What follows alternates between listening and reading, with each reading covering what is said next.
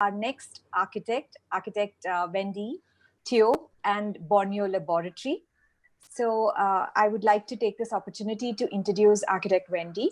She's the founder of Borneo Laboratory, which is a Borneo Art Collective, a multidisciplinary platform that acts as a repository for human culture and ecology, and a motion against its erasure. Their work covers publication, exhibition, documentation, crafts, and curation.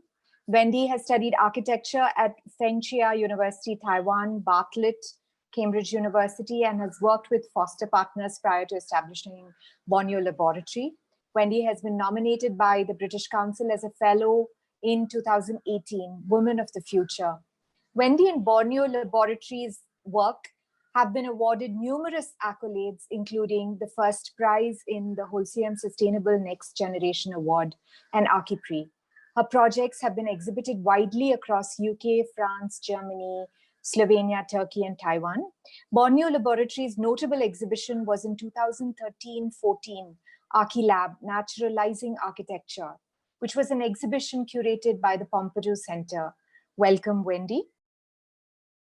Because so today, for the today presentation, because it's about like small measure and then making the great impact. So what I did was basically I combined like some of the video, so for you to better understanding like what we have been doing as well. So because I moved back to Malaysia 4 years ago, so since then I started this Borneo Lab movement and also the practice. And this has been fundamentally inspired by the idea of berjalai. So if you haven't been to, if you have been to Borneo, you will realize that the concept of berjalai is actually has been rooted in the community due to in the past people used to live in a secluded like community. So they're relying on their ancestor or their father or the people around them to pass them a system of knowledge that they can inherit. But at the same time, they also inherit sometimes the bias or sometimes the value system. So that's why like once in your life, like you have to do this berjala, you have to do a big trip. And this big trip is allowing you to have collaboration, conversation, or you know, or having partners like from your trip, and you always come back as a better being because you are more informed as a person, and sometimes your value crush because you know, like throughout the journey you realize. So we want our practice to be inspired in that spirit, in that direction. So over the years, like what we have been doing is these 4 different like channel. So we do design service, and at the same time we do like curatorial direction in order to have more breadth of work, and in order to have more depth in the kind of research we are interested in. We do a lot of research workshop and set out MOU with the educational institution, like from different places as well. And at the same time, like in order to have like more in-depth documentation over the things, apart from the filmmaking, we also do like some propagation. So we already released our 2nd book, and in the process of like looking at our 3rd book. So these are some of the snippet of the work that like we have been doing like with the platform of Borneo Lab. But today what I'm going to focus on is the design part and also the curatorial part, which touching more on the subject that like everyone has been speaking today. Yeah, so for the design approach, in terms of the research that we have been focusing on is more on the material and also the participatory model. So with the participatory model, like I want to bring out a personal so these are the projects that I want to introduce today. But for the first project, I'm going to introduce one of my personal like exhibition project that I was invited to by the Fei Art Gallery in Guangzhou. So what we did was basically a building of 18 floor like the fire staircase, because the whole idea of that exhibition is like how could we liberate more public spaces to the public crowd, because a lot of time you will see buildings, public buildings, but they are not really accessible by the public. So how could we liberate them, or having some ideas about what to do with them, like, or because there are certainly some parts that are private, and for the public part, can we do something? So what I did with that proposal was like, okay, maybe not doing any like, you know, big installation, or but what we can do is like with the fire staircase, we can build a continuous blackboard that the local crowd, they can come in and then they can contribute their story toward the 18th floor length like blackboard.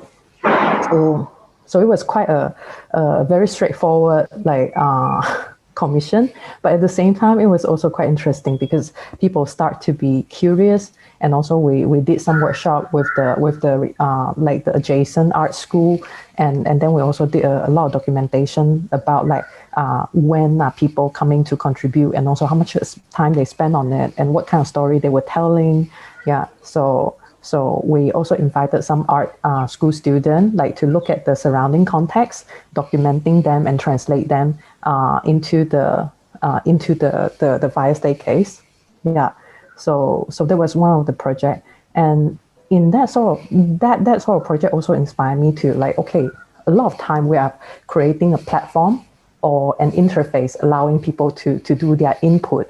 Yeah, so I think it's like doing this type of project is really about defining the fine line, because it's like a lot of time, like if we are too emphasis on our own designer ego, we can easily lose touch of the, you know, the sense of like of community engagement, and that is the and at the same time you don't want to lose too much of yourself, like in the community. You still want to have a platform, like in order to kind of like enable a more like more conversation, and also more serious conversation within the platform. So that was what we have been actively thinking in our curatorial direction as well. So there's another project that we did like in a Southeast Asia scale. So maybe I will share the video so you can tell me if you can listen. Do you have sound? Yes. Okay. Working with designer, artists, filmmaker from all around the world on regional collaboration. Our base is in Pigeon City, Borneo. In this coming April, we are traveling to Singapore for our next project, Sketches Sundown Festival. We believe this is the best suited place for innovating upon the potential of plastic waste. We keep thinking about how to actually address this issue of plastic pollution. When we came across Lopay and saw what they do in Shanghai, we just realized it was the perfect collaborative opportunity. They harvest plastic waste and then use those as raw material to create a series of these hexagonal panels. We're using 400 of these plastic panels and turn them into a pavilion. Everyone can see like the plastic that they throw, that they think is no value. Now it has many value and very beautiful things. I think we have to take this challenge where we have to take this material after it's being used. They don't consider it as a waste, but there is a second life, there is a third life. After the festival, the installation will be dismantled and then donated to Epic Palm as constructional material. Epic Palm is a non-profit organization based in Malaysia, building home for community convenience. We believe the world is too small to be defined by one directive. By working together as a community, we can make a difference.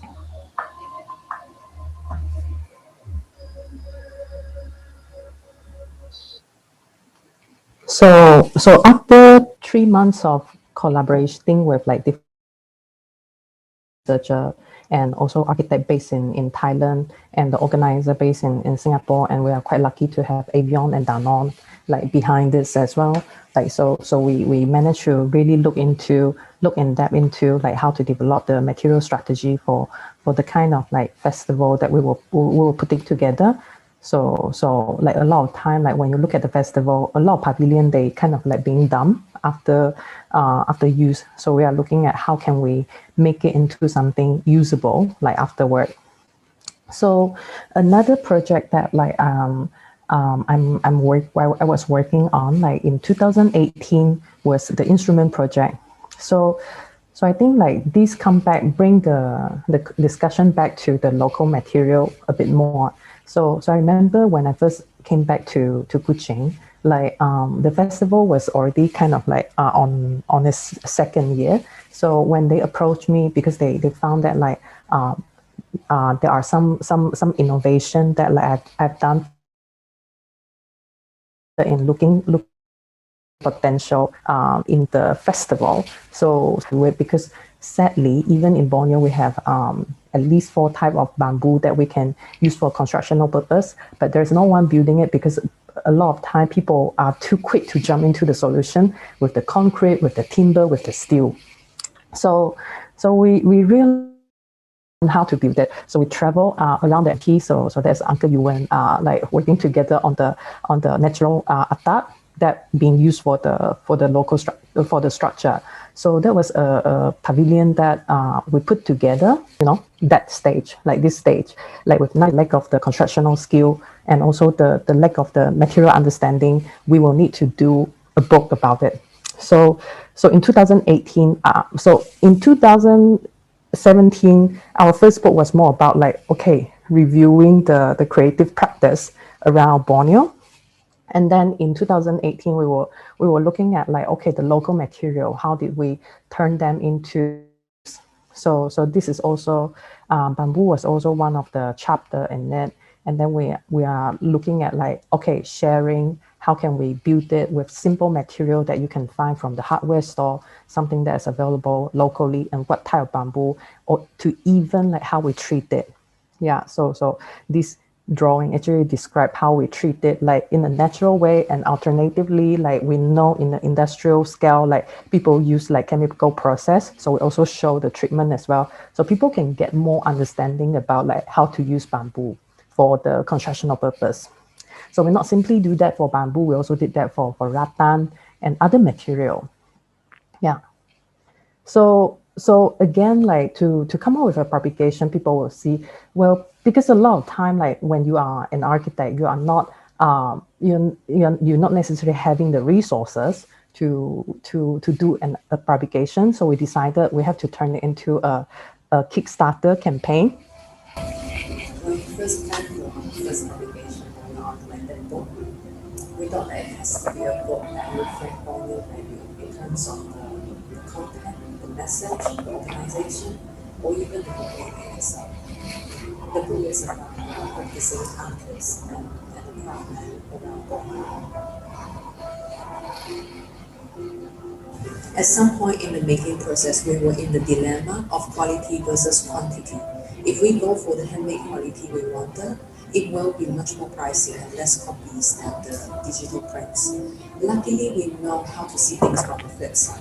If we are willing to pay more, we will be able to work with some of the really best craftsmen of our time through publication. Everything about making a book excites us, especially good content organized with high quality. It was how our first book came out in 2017. Until today, we are quite proud of the decision we made. The book was sold out within the first month. We are also proud to notice a number of cross-regional collaboration took place beyond the book.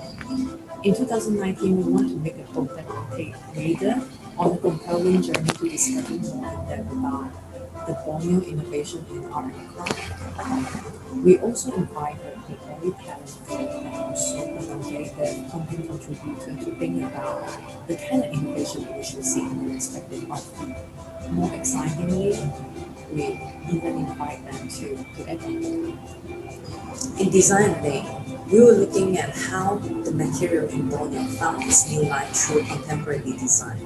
In Food section, we explore the diversity of jungle food culture and bring out a series of contemporary interpretation for it. In Documentation part, we found a unique way to unfold Borneo landscape.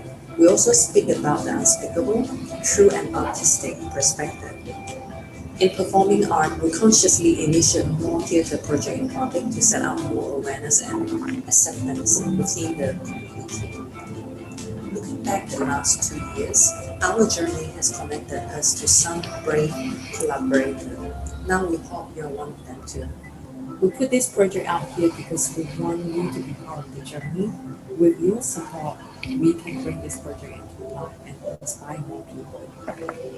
We do so because we know that this is the storm preceded the ripples. So this Kickstarter was already the second Kickstarter we did for the platform. And personally, this is my third one. And in terms of helping others to set up the on crowdfunding like campaign, I believe we already did more than 7. Yeah, so luckily we managed to get it successful. And yeah, so if you're interested in taking a look of like our propagation journey, you can feel free to go to our website and have a view. And the next project that I'm going to show you is the bamboo pavilion at the center of Kuching. So after the first one being quite successful, the organizer came back to us again and saying like, for 2019, could you do another bamboo pavilion? But what I realized is if we are going to do the same thing all over again, we were rather not doing it. But if we want to do it again, like maybe it is about passing down the knowledge that we already set out along the journey. So if you have been to Kuching, or you will notice that a lot of people, when they describing about their address, they will normally describe, oh yeah, I live in the 1st mile, I work in the 2nd mile, I hang out in the 3rd mile. It all has to do with like there's a 0 point in the city. So the city is actually growing in a radial way. And so people kind of like scattering around, but then there is always a principle of like where the 0 point is. Yeah, so this is where our site based in, and you can see it is a surrounding, like it's surrounded by a colonial building. So this landscape has been blessed by a lot of like interesting like natural landscape, but at the same time it also has a very interesting history, like because we have the White Raja, like Brute Empire used to reside like like taking Kuching as the capital city of the empire. So at the center, while looking at the colonial building, which define our 0 point, I was thinking like, okay, how could the bamboo pavilion redefining the origin of the Kuching? Yeah, and at the same time, how could we make the entire building process participatory, like a model? So in this process, we actually spend more time looking at, of course, designing, but I think even more time on like looking at a brochure that can be shared to more public, so they can participate in the process. So in this brochure, it's kind of set out like, you know, in a very diagrammatic way, and also very like no bullshit manner, like what kind of tools you can use in the process, and also what do we need to do day 1 to day 10, and then like after we release the brochure, things just start happening like immediately, and also within 2 weeks time. I think this is within a week time, like we managed to get all the frame done, and then within 2 weeks time, like because of the model is helped, like so people start to organizing themselves, like and start building it. So within 3 weeks time, like it was done. So I think it's just amazing that like we chose to focus on explaining to other people. So our communication definitely played a big part in the process. Yeah. So to look at it from the bird eye view, this is the 0 point in relation to its surrounding context. Yeah, so this is from the bird eye view. Yeah, so with these, we also did a performance. This is during the night time. Yeah, so you can see this is the background with the background of Kuching, and this is where we place our, and we also did a show. We invited like some artists to perform around it. Yeah, so these are some of the picture from the show. And so recently, because of the COVID-19, I think it's in a way, because of this we kind of affected by that because of a lot of our project actually postponed or even delay or some of it canceled.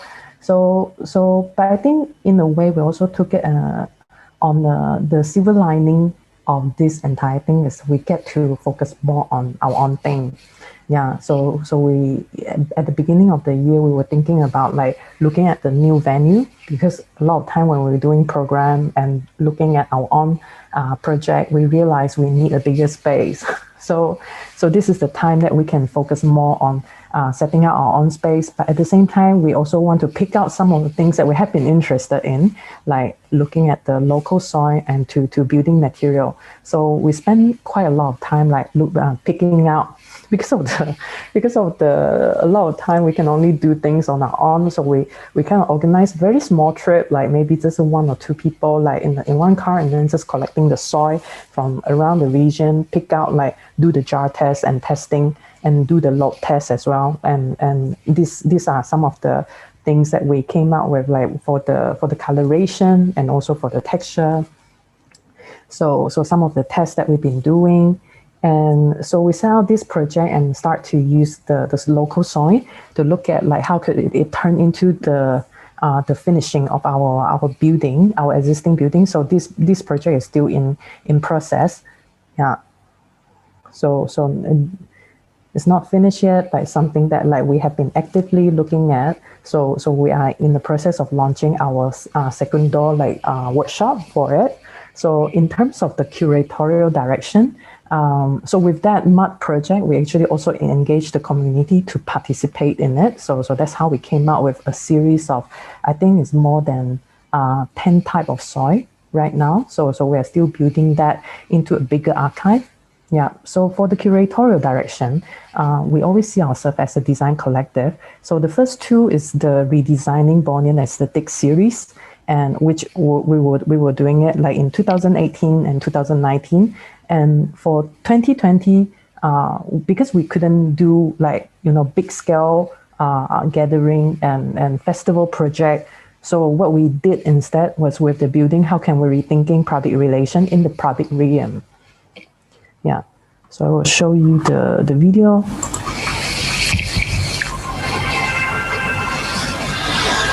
What I like about Borneo Laboratory, it's always constantly changing because of our climate, the constant rain, and also the exposure of sunlight. For example, the yam is continuously changing its texture. They're very strong. They're also very persistent as well. Borneo now at the moment is pretty much underexplored. If we want to move further, I think there's a lot of conversation ought to take place. Either it is from within or like coming from outside to come in. Again, they always use bamboo, but how about like using bamboo in Borneo to look at the potential of like merging bamboo with tin? So if you look at her work, there's a lot of like very region-specific later use. How could that laker like bring to Borneo and then use on the craft over here? Taiwan, actually, they are quite playful in whatever they do.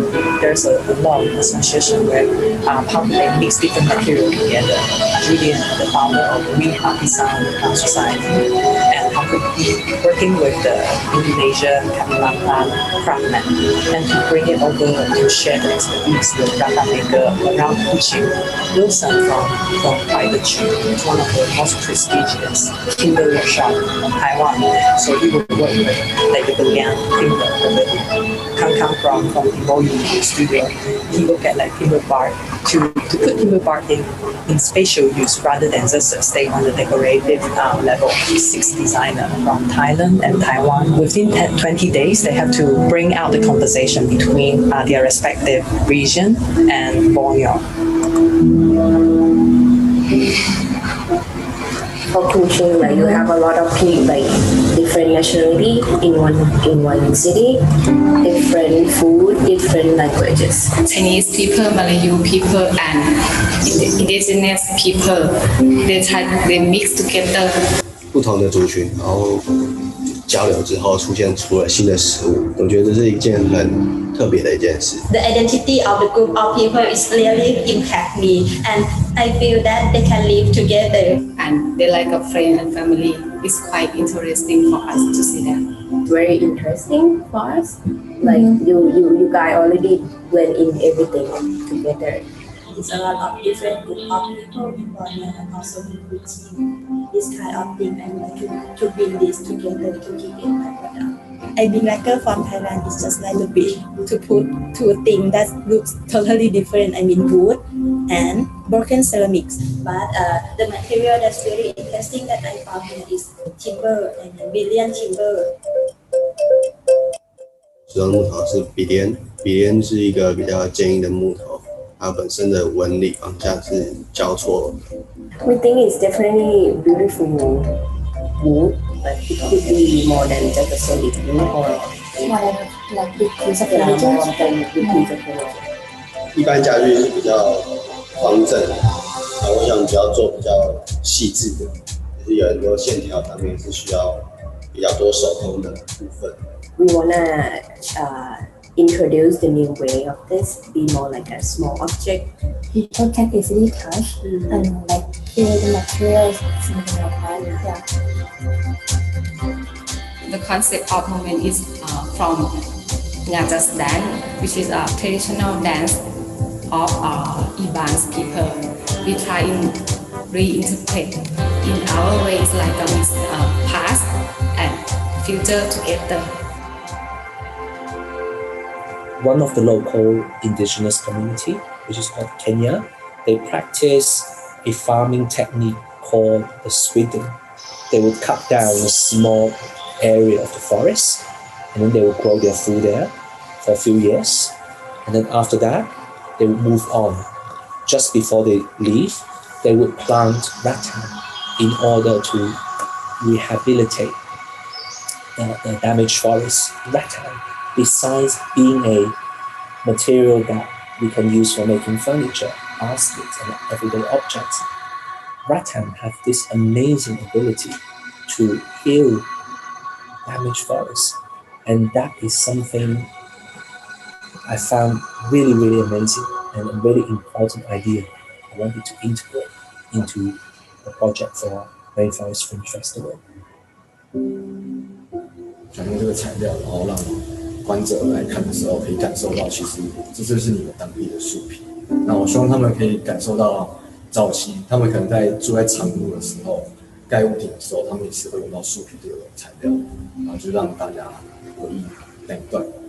那其实我来当地的时候才发现，其实这个树皮其实很不容易找，不管是活在附近，就是有很多热带雨林，为什么会这个材料会就是没有一直被当地运用？ We have a chance to work with Tinsmith people, and we work with Uncle Ho. He told us about he has like 3 sons, 1 daughter, but no one wants to do things anymore. The owner of this last remaining rattan shop, he mentions that 10 years ago, where we are now in Jalan Bishopsgate, there used to be quite a few rattan makers and rattan sellers. But nowadays, this is the last remaining rattan shop. I think one of the challenge Borneo craft scene at the moment is like people always perceive that if you're not doing lawyer, architect, or doctor, then you're not doing well. These craftsmen, they would rather to give up their skill, and it's a huge problem. Encourage or sharing inspire together to engage young and senior one. That is very important to continue this. Next generation have to see what they have and develop and evolve for the future. 希望这些工艺不要消失，那我觉得他们可以继续保留下来，然后继续做更多的变化。To step outside of our comfort zone and to reimagine what this material can do. By doing so, it will bring in more awareness and also the local people interested in asking the question, like, what can we bring to the table?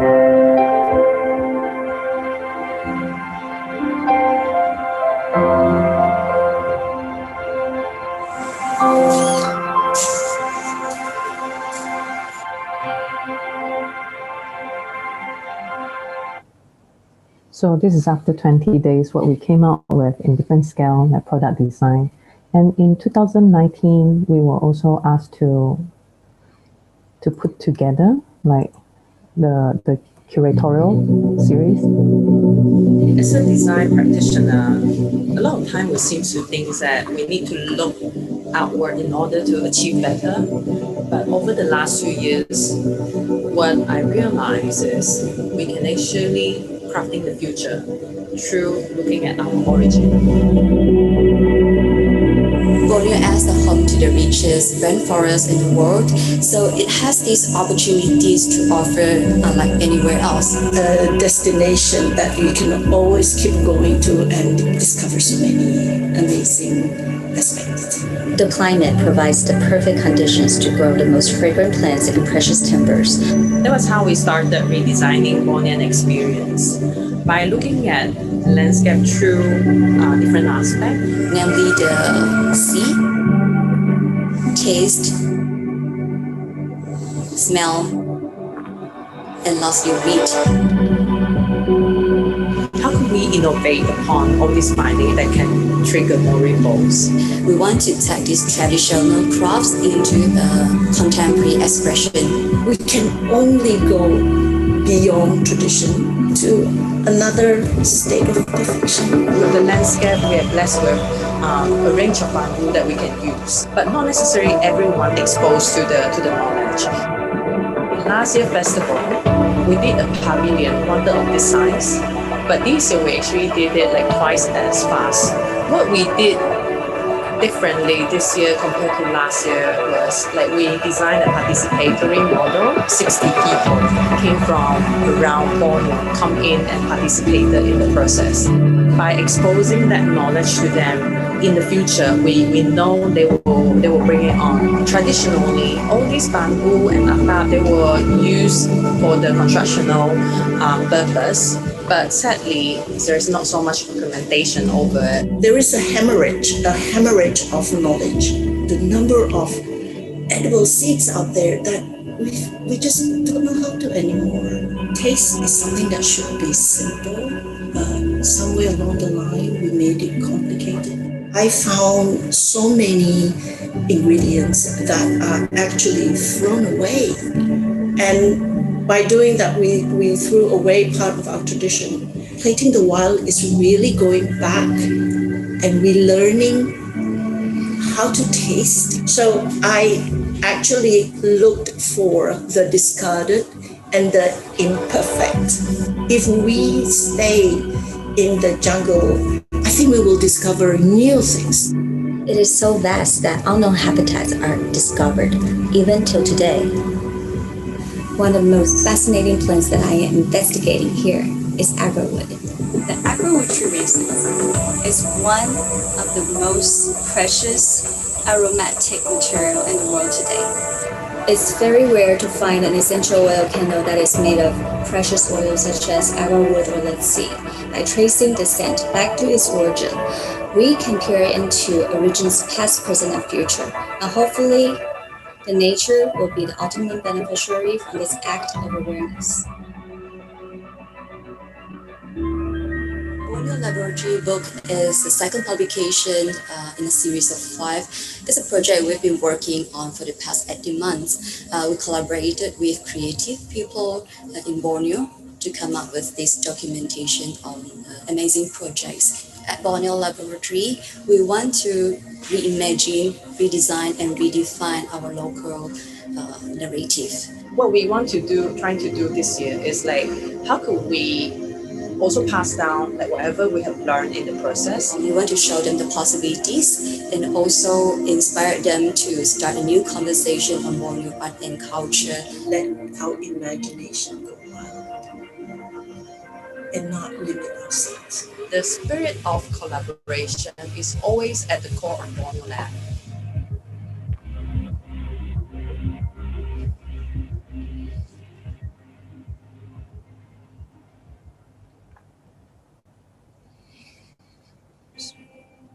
So this image is actually like shoot on top of the pavilion, and while we were doing the launching event, so 60 people who came to help us along the way participated in the participatory model because they never saw each other.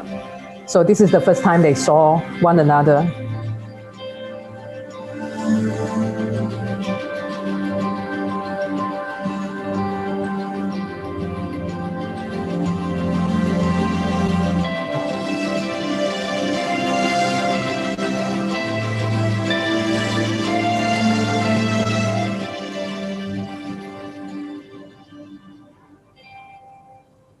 So thank you. Yeah, so here's my talk. Like, I still have some slices, but I think like this is the best way to end it. Thank you. Thank you so much, Architect Wendy, for your truly inspirational work with Borneo Lab.